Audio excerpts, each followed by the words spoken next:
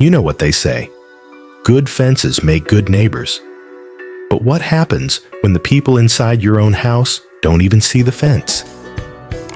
Today's story is about a woman, her husband, and the battle for boundaries that shook the foundation of her family.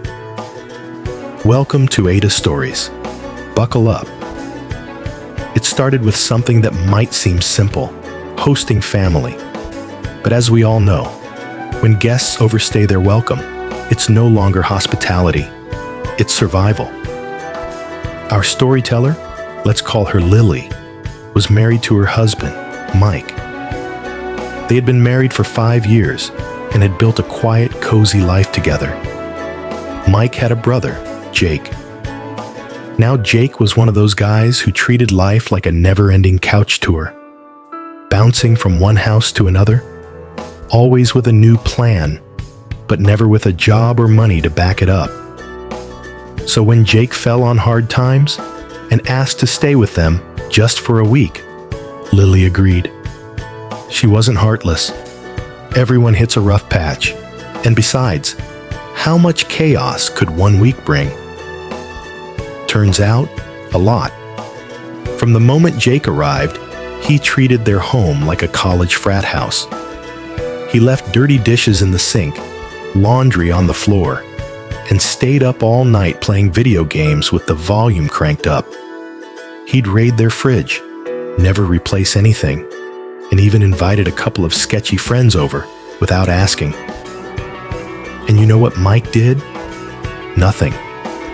Absolutely nothing.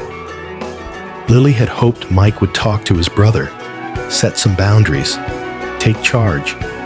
Instead, every time she brought it up, he'd shrug and say, "That's just Jake. He'll figure it out." But Jake wasn't figuring anything out. He was digging in. A week turned into 2, then 3, then a month. No job applications, no change in behavior. Just Jake, taking up space and testing limits. So Lily took matters into her own hands. She sat Jake down and calmly laid out 3 basic house rules. Clean up after yourself. Respect quiet hours after 10 p.m. No guests without permission. Sounds reasonable, right? Well, not to Jake. He scoffed. He said she was being controlling and unwelcoming. He stormed off and told Mike that she was treating him like trash. And Mike, instead of backing his wife, instead of supporting the woman he vowed to build a life with, he sided with his brother. He told Lily she was being dramatic, that Jake was just different, and she needed to chill out. Lily didn't chill. She stood firm. She told Mike, "These are my boundaries. I will not live like a guest in my own home." Mike didn't respond. Instead, he sulked. He gave her the silent treatment. And Jake? He doubled down, staying up later, being louder, and pushing every limit she set. So Lily did what many women in her position have done. She drew a line in the sand. She said, "Either he goes or I do." That's when Mike called her bluff. He said, "Maybe you should go cool off at your mom's for a few days." Cool off? Really? She packed a bag and left that night. And guess what happened next? When she came back 2 days later, the place was a mess. Jake was still there. Mike was still defending him. So Lily took it one step further. She went into the guest room where Jake was sleeping, took down the Wi-Fi password, removed his gaming console, and unplugged the router. She left a note. No rules, no internet. Respect the house or find another one. Jake lost it. He screamed, called her controlling again, told her she was power tripping. Mike told her she'd gone too far, that she was humiliating his brother. And that's when Lily snapped. She said, "He's not your child. He's not your dependent. He's a grown man who has been taking advantage of us for over a month, and you're enabling him." Mike didn't say a word. He just walked away. The next morning, Jake was gone. And Mike? He was quiet. No apologies. No thank you. Just quiet. Lily posted this story to Reddit, unsure if she'd gone too far. She wanted to know, AITA for enforcing basic boundaries on my husband's freeloading brother? Now pause. Let's talk. Let's talk about the quiet erosion that happens when we allow others to invade our space, our peace, our dignity, under the guise of being family. Let's talk about boundaries.